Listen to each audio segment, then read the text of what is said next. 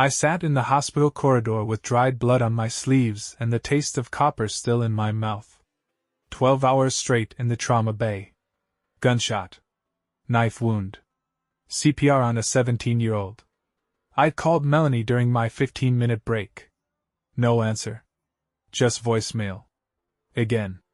By midnight, I was out front, under the humming fluorescent lights near the ambulance bay, slouched on the curb in scrubs that hadn't been cleaned since yesterday. My head was spinning from caffeine and adrenaline. She had promised to pick me up. Said she wanted to spend more time together, since we'd barely talked all week. I believed her. But at 12:27 a.m., I saw her location ping. Not moving. Not home. Not anywhere near the hospital. PureFit Gym, 24-hour downtown branch. And that's when everything stopped. I stared at the screen for a long time. Her icon was still parked at the gym. No movement. Not even a short trip home. She'd been there for over an hour. I tapped open her message thread. The last text from her was earlier that evening, around 9 p.m. Don't worry about a ride, babe. I'll come get you right after my yoga class. Shouldn't be long. I remember reading it between surgeries. She even added a heart at the end. I didn't respond. I was elbow deep in someone's chest. At 12:42 a.m., I sent a simple text. Everything okay? Delivered. No reply. A minute later I called. Straight to voicemail. I wasn't angry. Not yet. Just blank. Everything inside me felt slow, like I was seeing through fogged glass. That's when something clicked. Melanie never liked night workouts. She said they messed with her sleep. She also hated that particular gym. Too sweaty. Too male. And yoga? That wasn't even her thing anymore. She dropped it months ago for functional strength training. I stood up slowly, bones aching, and walked back into the ER. I changed into street clothes in the locker room and rinsed my face in cold water. My hands were shaking. I told myself it was fatigue. But deep down, something had shifted. The kind of shift you don't come back from. On the way out, I passed Nurse Eliza at the vending machine. You heading out? She asked. I nodded. She's still coming to get you. I paused. No. Change of plans.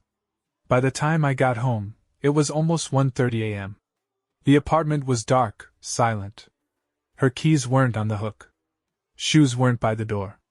I stood there for a second, letting the air settle. The gym location on my phone had disappeared.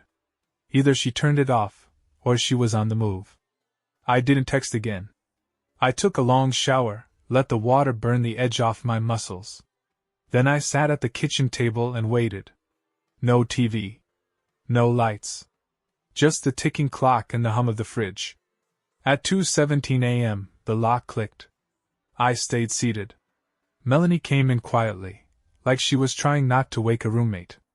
Tight black leggings, sports bra under a cropped hoodie. Her skin had that post-gym glow, except the makeup was still perfect. Not smudged.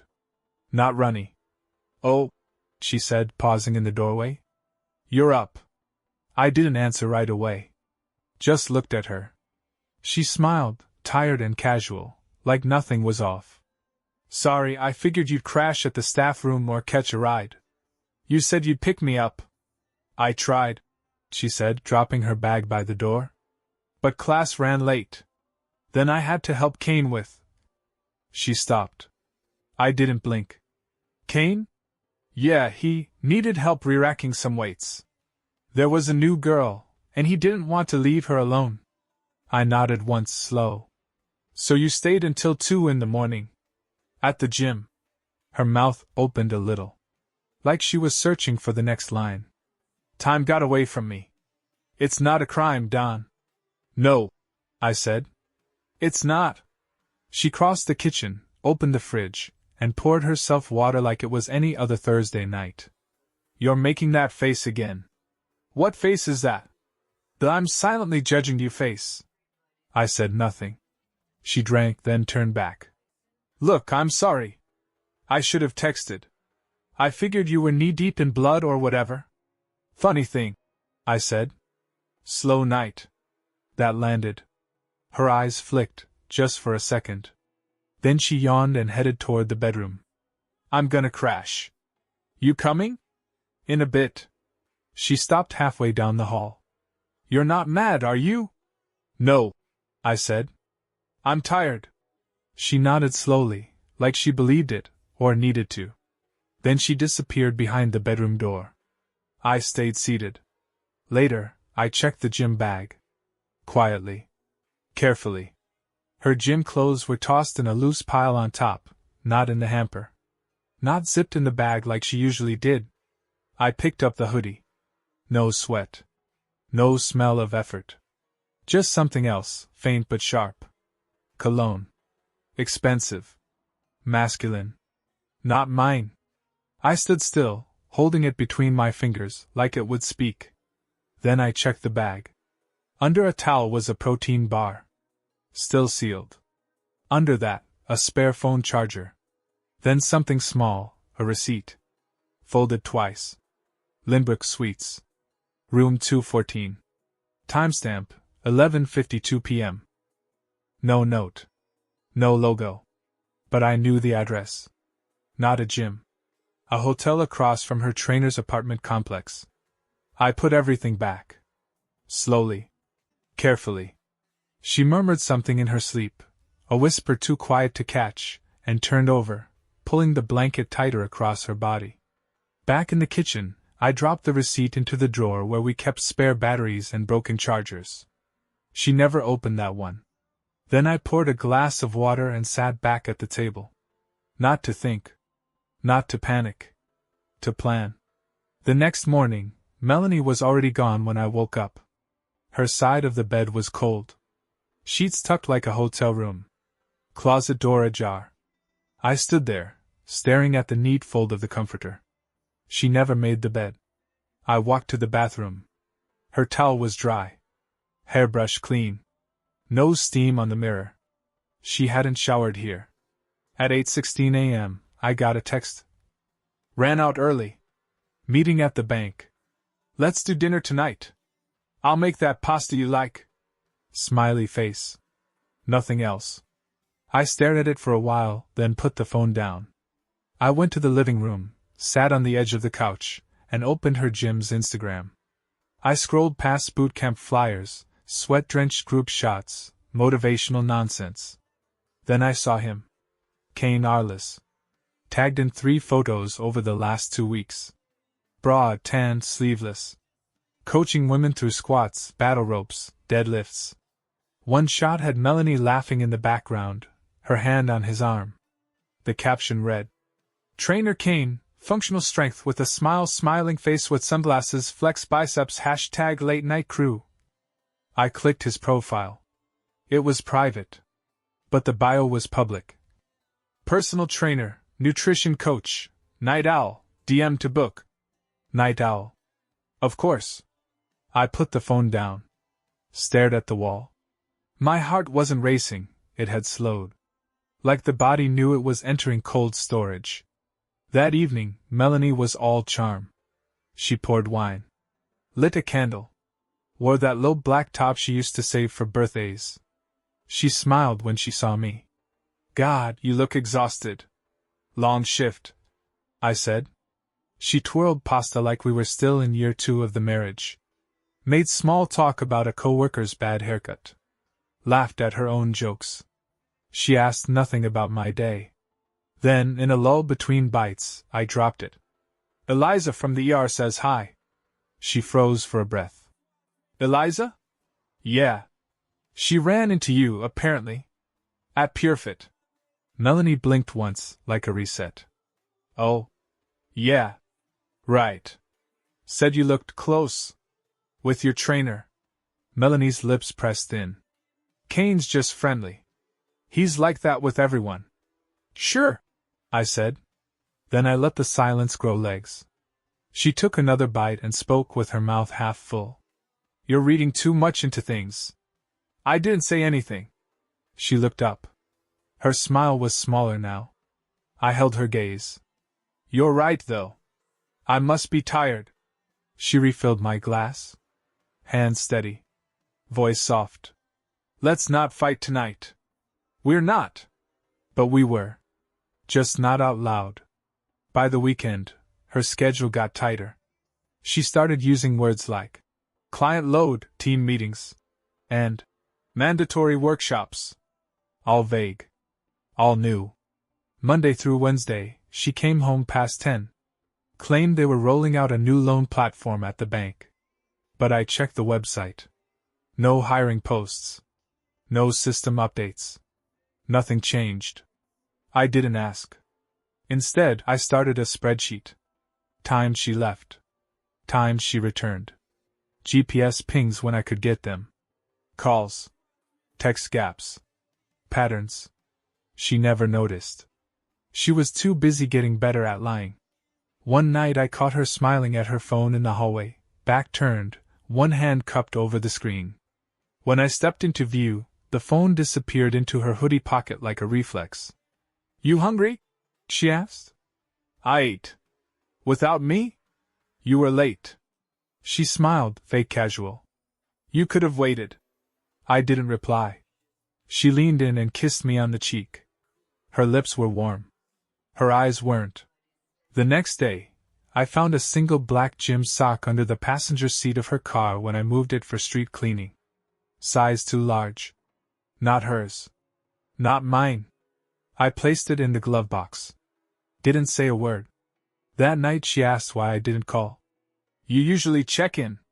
I shrugged. Didn't want to interrupt your class. She blinked at me like I'd said something off script. Thursday morning, her gym bag was missing. Gone from the usual spot by the door. I checked the closet. Nothing. That night, she came in late, carrying a completely different bag. Smaller. New. I glanced at it once, then went back to the stovetop. She kissed my neck from behind. Smells amazing. You're spoiling me. You work hard, I said. She laughed. You're sweet. I didn't answer. Later, when she went to shower, I opened the new bag. No towel. No use gear. Just body spray, dry deodorant, a folded shirt, and a second pair of underwear, lace. Unworn. No ID. No receipts. All new. Back in the bathroom, I heard the water running but no movement. I imagined her standing there in silence, steam rising, trying to compose whatever version of herself she needed to sell me next. I didn't confront her. I just added a line to the spreadsheet. New bag. New underwear. No sweat. Friday night, I left the apartment before she got home. No warning. No note. I just needed to watch her from the outside. I parked across from Purefit, in a car I'd borrowed from Eliza's brother, an old Civic with peeling tint and no hospital decal. At 7:52 p.m., Melanie walked out the side entrance. She wasn't alone. Kane was with her. Not touching. Not talking. Just walking behind her like a shadow, close enough that their arms could brush. She got into her car. He walked past, circled to the back lot, and vanished behind a row of dumpsters. Seconds later, a dark gray Charger pulled out and followed her. I stayed still. Tracked the Charger, not her. It took a right, then a left. I didn't follow. I didn't need to. That night, when she got home at 10:41 p.m., I was already at the kitchen table, laptop open, fake typing. She looked surprised. Didn't know you were off tonight. I switched shifts. Oh. She glanced at her phone. Could have told me. You were busy. She put her bag down and opened the fridge. There's a new girl in my office, she said. Amanda. Super sweet. Reminds me of me when I started. I let that sit for a second. Then, Amanda? Is that who you were with? She froze. Just a flicker. What? You said you were at work? I was. You said Amanda needed help closing a file? Pause. Yeah. But earlier this week you said she just started. Another flicker. Faster this time. She's shadowing. I meant she was watching me close one. Got it. Silence. Then she smiled too brightly. You're keeping track, huh? Hard not to. You've been working so late. She poured herself water. It'll calm down soon. Big quarter push. I nodded and stood. I'm heading to bed. You're not gonna eat? I already did. She didn't follow. Just stood there, holding the glass, staring at the sink. The next morning, while she was in the shower, her phone buzzed once on the nightstand. I didn't touch it. Didn't need to. The preview was enough. Kane Arliss. Hey, last night was fire. Can't stop thinking about your back. It cut off there. I didn't blink. Just memorized the timestamp, 7:05 a.m. She was still dripping from the water when she came back into the room. Want breakfast? She asked, towel around her shoulders. Sure, I said. She kissed me lightly. Too lightly. Like a draft, not a wife. Then she walked out, humming. Saturday morning moved slow. Melanie made eggs. Overcooked them like always. But this time, she sprinkled parsley on top, something she'd never done. Trying to be fancy, she said, grinning. I nodded once. Ate in silence. She sat across from me, elbows on the table, sipping black coffee like she was starring in her own brunch commercial. Every move was curated. Casual with intent. You seemed quiet last night, she said. I was tired. She tilted her head. Not upset? No. You sure? I said I'm fine. She smiled again, tight. You've been weird lately. Distant. I raised an eyebrow. You think so? She shrugged. I notice things. You're not home much to notice. That landed harder than I meant. Her smile dropped, just a flicker, before she picked it back up. I told you, it's this quarter. It's insane. You said that last quarter. Well, maybe I'm being groomed for something bigger. She snapped, then caught herself. I mean, they've been watching me. In a good way. I set my fork down. You're saying they're giving you more responsibility? Yeah. Projects. Clients. Stuff I can't really talk about. I nodded slowly. Confidential banking things. Exactly. She said it with conviction. Too much. Like she was reading from a cue card she barely believed. That afternoon, while she ran errands, I pulled the charger receipt from the drawer. Lindbrook Suites. I checked their site again. They didn't have a gym. No spa. No juice bar. But they did offer extended stay privacy for professionals. When she came home, she walked into the living room with 2 shopping bags, Nordstrom and Sephora. Smiling. Treating myself, she said. Retail therapy. I nodded. Get anything for tonight? For what? I looked at her, deadpan. You said we had that dinner. She blinked. Oh, right. I thought that was next week. I didn't correct her. She laughed. Maybe I'll wear the red one. You gave that one to your sister. Another flick. Her body froze just long enough for the silence to breathe. I meant the other red one. I stood and walked past her. Right. Her phone buzzed behind me. I didn't turn. She didn't read it aloud. That night, we didn't go to dinner. She said she felt off. Maybe coming down with something. She took a long shower, locked the door, and went to bed early. I stayed in the living room, headphones on, watching the security cam feed I'd set up outside our front door 3 days earlier. At 11:13 p.m., while I poured a second whiskey, the screen lit up. Melanie stepped outside. Makeup on. Hair curled. Hoodie zipped over a low-cut dress. She didn't take her car. She got into a silver Charger that pulled up without headlights. She came back Sunday morning just after 6:40 a.m. No keys. She used the code. I watched from the hallway mirror, the one angled toward the front door. She didn't see me. She moved like someone walking through a stranger's house. Quiet, deliberate, soft-footed. Not sneaky. Careful. Her heels dangled from one hand. Her hoodie was gone. She passed through the kitchen and slipped into the bedroom without checking if I was up. 5 minutes later, I heard the shower. I waited until the water stopped. Then I walked in. Calm. Toothbrush in hand. She jumped. Jesus! She gasped. You scared me. I live here. She forced a smile. Didn't expect you up so early. Couldn't sleep. She was wrapped in a towel, hair dripping, eyes flicking fast. I went for a walk. In heels? Pause. Switched shoes. In your hoodie pocket? Another pause. You're doing that thing again, she said. The interrogation. I asked a question. She pushed past me. I'm not on trial, Don. No, I said. You're not. She dressed fast. No makeup. No perfume. Hair still damp. Then she made eggs again.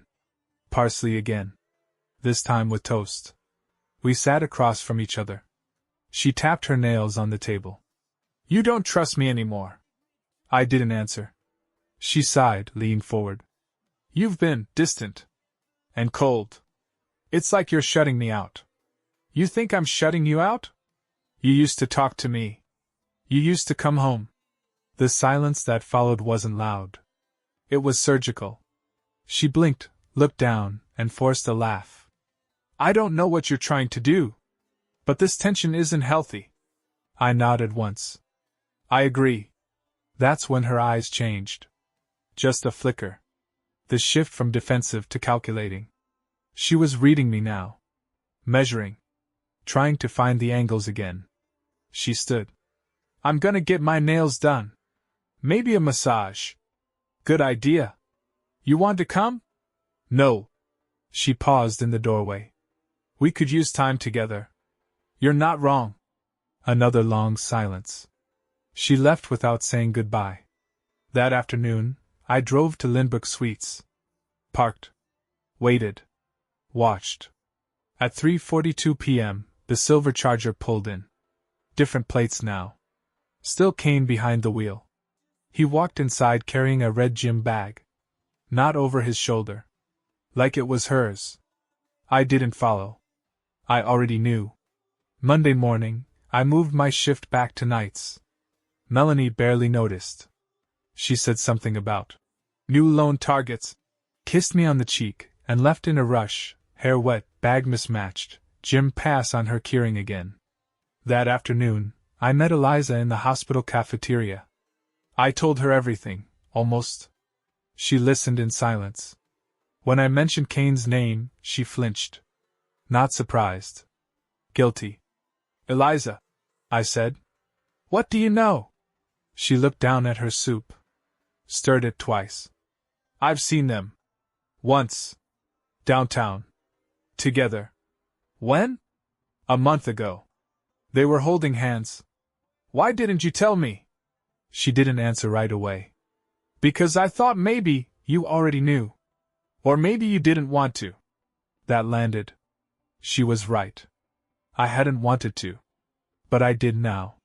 That night, after my shift, I drove to Purefit. Parked in back. Waited. At 11:06 p.m., the side door opened. Melanie walked out. She wasn't alone. Not Kane this time. Another trainer, blonde, younger, forgettable. But then, 3 minutes later, the Charger pulled in. No headlights. She opened the passenger door before he was fully parked. He didn't get out. She got in.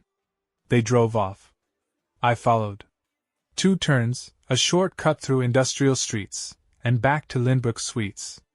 Again. Room 214. I didn't follow them in.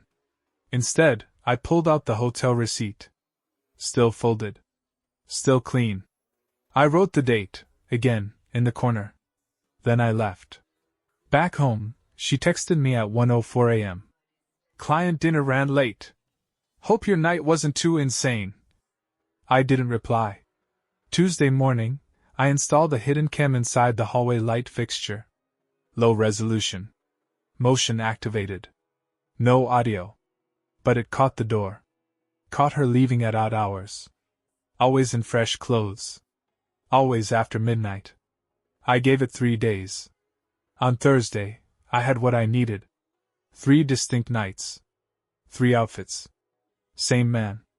Always entering with her. Never leaving with her. He stayed. I downloaded the footage. Clipped it tight. Named the files with timestamps and neutral tags. Uploaded them to a private folder on a backup drive. Then I went to our joint safe. Pulled out the prenup.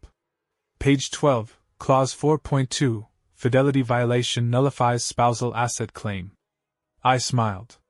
Just once. Friday afternoon, I texted her sister, Brooke. Can we meet? Just coffee. Not about Melanie. About something else. That was a lie. She agreed without hesitation. We met at a small cafe on Lark Street, neutral ground. Brooke arrived in gym clothes, hair tied up, no makeup. She looked tired. The kind of tired that knows too much and says too little. She sat across from me, ordered tea, then waited. I kept it simple. I think Melanie's having an affair. She blinked once hard. Then didn't deny it. How long? She asked. Almost a year. Maybe more. She stared at the table. I knew something was off. She said finally. The way she talks about that gym. Like it's sacred. Like he's some guru. Kane. Brooke nodded slowly. He flirted with me once. Full eye contact. Said I had athletic angles. Made my skin crawl. I didn't react. She leaned in. What are you going to do? Nothing. Yet. Brooke's eyes narrowed. But you're not staying. No. She exhaled like she'd been holding it for months. Thank God. I sipped my coffee. I need one thing from you. What? Send her a message. Something small. Casual. Make it sound like a mistake. Like what? Ask if she's still seeing someone named Kyle. Say you ran into him. Watch her response. Brooke understood immediately. That night, Melanie came home early. Ordered Thai. Wore soft pajamas. Played a movie she knew I liked. Smiled like a wife in a toothpaste commercial. At 9:12 p.m., her phone buzzed. I didn't look. But I heard the change in her breathing. She got up. Walked to the bedroom. Quiet. Fast. I muted the TV. From the hallway silence. Then, her voice soft, hurried. No idea who that is. Must be confusing me with someone else. LOL. She came back holding her phone like nothing happened. You good? I asked. She nodded too quickly. Yeah. Just Brooke being Brooke. I smiled. Tell her I said hi. Later that night, I checked Brooke's screenshot. Her exact message. Did I just see Kyle from the gym? You still seeing him, or was that someone else? Melanie's reply. Wrong girl. Wrong girl. Of course. Saturday afternoon, I booked a session with Kane. Under a fake name. Prepaid online. Used a burner email and a new gym pass. The front desk didn't ask questions. I picked a time I knew he worked, 3 p.m., and showed up in plain black sweats, ball cap, sunglasses. The gym was half full. He didn't recognize me. First timer? He asked, offering a hand. Grip too strong, smile too wide. Yeah. Heard good things. Thought I'd see for myself. We moved through warm-ups. He talked a lot, about balance, discipline, night sessions. Said he liked working with clients who really commit. I watched him closely. He had the charm dialed in. Made eye contact too long. Touched too often. No boundaries. As we moved to kettlebells, I asked casually, You ever train couples? He grinned. Depends. Some people can't handle their partner getting in shape without them. Is that common? He shrugged. Happens more than you'd think. Insecurity kills progress. Spoken like a man who's been there. He smirked. Maybe. We moved on. But I kept pressing, slow, indirect. You ever crossed that line with a client? Someone attached? His smile didn't falter. Sometimes you meet someone who gets it, you know? I nodded. Hard to resist that. He said nothing. Later, in the locker room, he leaned against the sink. You're not bad for a newbie. Appreciate that. Then he looked up. You said your name was Greg, right? I paused. Yeah. He tilted his head. You look familiar. I smiled. People say that. He laughed once. Fair. Then he walked out. I waited 10 seconds, then followed. In the parking lot, I watched him check his phone. He typed fast, one hand on the roof of his Charger. Then he got in and peeled off. That night, Melanie didn't come home. At 2:03 a.m., the hallway cam pinged. She entered with her hoodie pulled low, hair tied, walking fast. Her hands were empty. Her phone was off. I didn't ask where she'd been. Instead, I checked the gym system with the burner login. Under Greg. My profile was flagged. Cool guy. Might be a problem. Watch for cross-match. He didn't know who I was, but he knew something was off. Perfect. Sunday morning, I woke up before her. She was next to me, breathing steady, face turned toward the window. No makeup. No tension. She looked peaceful. Like someone who hadn't just betrayed everything we built.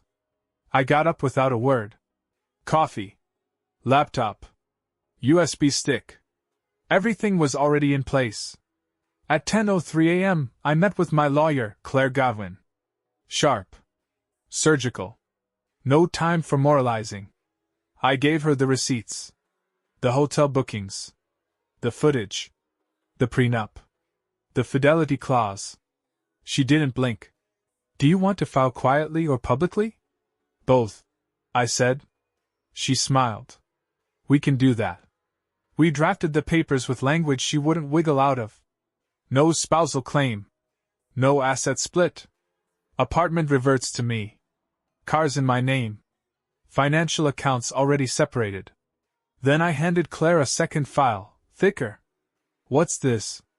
Her boyfriend. Kane's gym license. His company records. His client NDAs.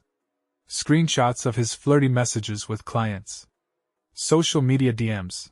Flirt to convert tactics. Claire flipped through the file. You planning to burn him too? I'm planning to let him burn himself. That night, I told Melanie we had dinner plans. Somewhere nice. She lit up like we were dating again. Do I need to dress up? Might be good. She pulled out a black dress I hadn't seen in months. Lipstick. Curls.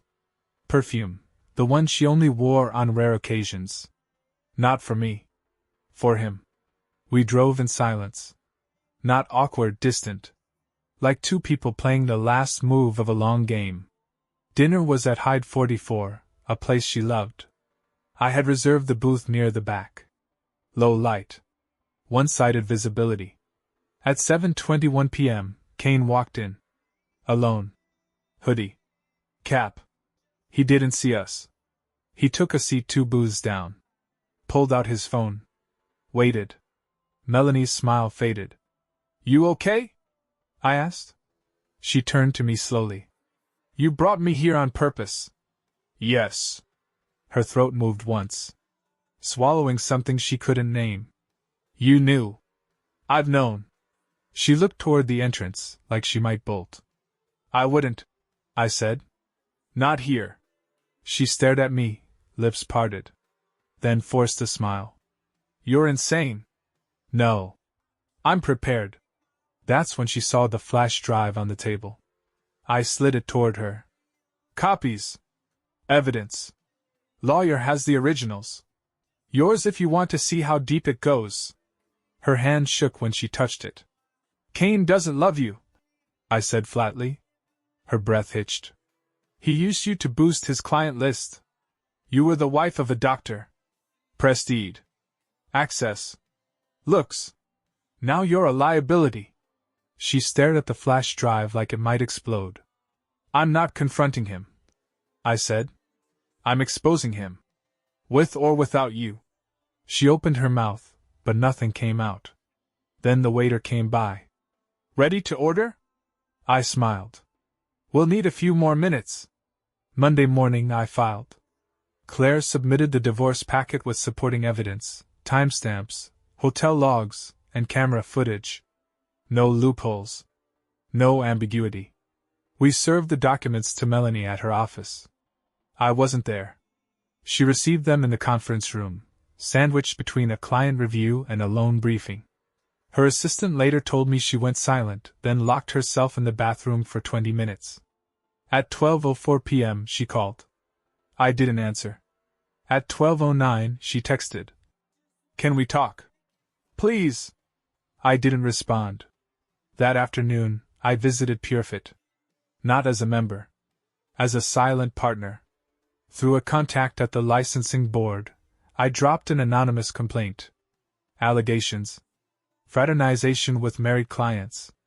Using client relationships to solicit personal services. Unlicensed nutritional advice tied to romantic involvement. Inappropriate conduct during off-hours sessions. The report included timestamps, screenshots, and photo stills, nothing that needed context. Just raw contradiction. 2 hours later, PureFit's owner received the file. He called Kane into his office. Kane never came back to the floor. At 6:42 p.m., Melanie came home. I was waiting. She walked in slow. Hair pulled back. No bag. No smile. Her voice cracked before she spoke. "You went to my office." I said nothing. She stepped forward. "Don. Don't." Her mouth shut like a switch. "I'm not angry," I said. "I'm done. You're ruining my life." "No," I said. "You did that. I'm just putting the paperwork on top." Her hands trembled. "You don't have to do this. We can fix it." "Fix what?" She blinked. "Us." I shook my head once slowly. "There's no us," I said. "There's you. Him. And the silence between." She stepped closer. "He meant nothing." "Then why risk everything?" She didn't answer.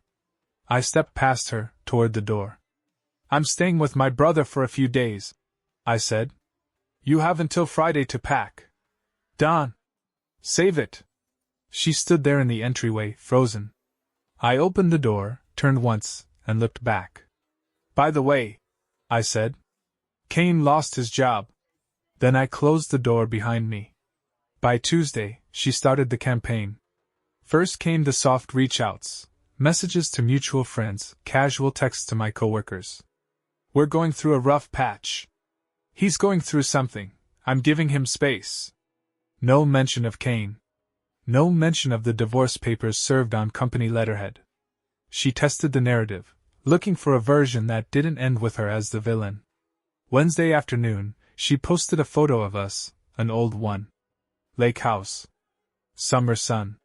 Her hand on my chest. Caption. "Some people come into your life and leave footprints on your soul." I didn't reply.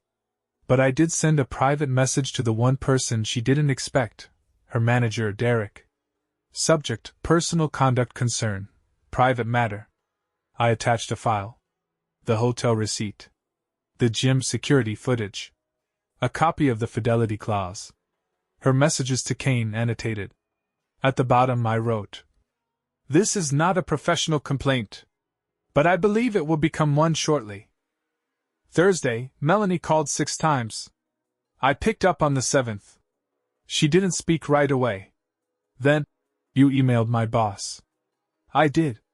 Why? Because I knew you'd go for sympathy first.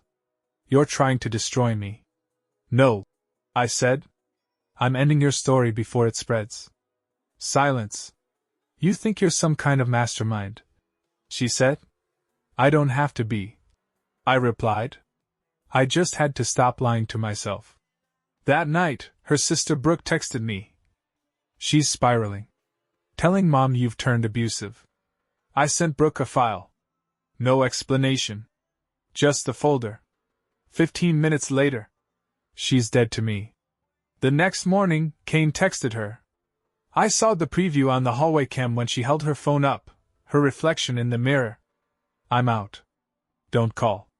She stared at it for a long time. No reply. Friday morning, she was still in the apartment. Boxes half filled. Closet untouched. Dishes in the sink. I walked in. She looked up like she hadn't slept. Eyes puffy, hair unwashed, no armor left. I'm not finished packing, she said. I noticed. I didn't think you'd actually go through with it. You did. She opened her mouth, then closed it again. I walked past her, opened the hall closet, pulled out the last folder, the one I hadn't shown anyone. It was thin. Just 2 pages. Her signed admission of guilt. Not legal. Not forced. But written 3 weeks ago when I'd caught her in a lie too small to matter, about a credit card charge at the bar where Kane worked part-time. I never brought it up. I just handed her a blank sheet that night and said, "If you ever want me to believe you again, write it down." She did. That paper now sat in my hand. I placed it on the kitchen table in front of her. "I don't need this," I said. "But your parents might." Her face broke. Not a sob. Just structure, collapsing from the inside. "Please don't," she whispered. "You already did." She reached for me. I stepped back. "I don't hate you," I said. Her lip trembled. "I don't love you either." That landed. She sat down slowly, like gravity had changed. "I thought I was escaping something," she said. "I thought he saw me. He saw an opportunity," I said. "And I gave you every one of them." We stood there for a long moment. No yelling. No last-ditch excuses. Just a woman holding pieces of a life she shattered with both hands, now realizing they don't fit back together. As I turned to leave, she asked, "Are you going to tell them?" "Already did." She flinched. "They believed you?" "No," I said. "They saw the footage." I closed the door behind me. Didn't slam it. Didn't look back. I moved out on a Sunday. Didn't tell her when. Just packed the rest of what was mine into 3 boxes and left the spare key on the counter. By the time she got back from wherever she still went to feel seen, I was already gone. No voicemail.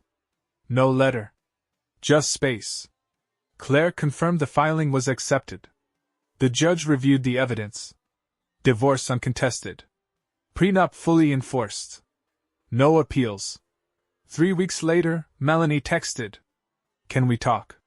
Just once. Please." I didn't respond. She followed with a photo, an old one. The 2 of us on the hospital roof, years ago, wrapped in scrubs and sunset. Captionless. Still, I said nothing. She stopped trying after that. Kane disappeared too. A friend from PureFit told me his license was under review. Another trainer found him packing his desk, muttering about people being fake, and some psycho doctor with a god complex. Let him talk. Let them wonder. Let the silence explain what words couldn't. I moved into a smaller place. Closer to the hospital. No shared walls. No trace of perfume in the closet. Sometimes I still check the hallway cam. Old habit. Last week, it caught nothing but wind. I made a sandwich. Ate it in full silence. Realized I hadn't thought about her all day. And that was the win. Not the exposure. Not the fallout. Not the silence that finally swallowed her name. The win was walking past the mirror, seeing myself, and not wondering if I'd missed a clue. Because now I know. She didn't leave me at the hospital. She left herself at the door. And I never went back to pick her up.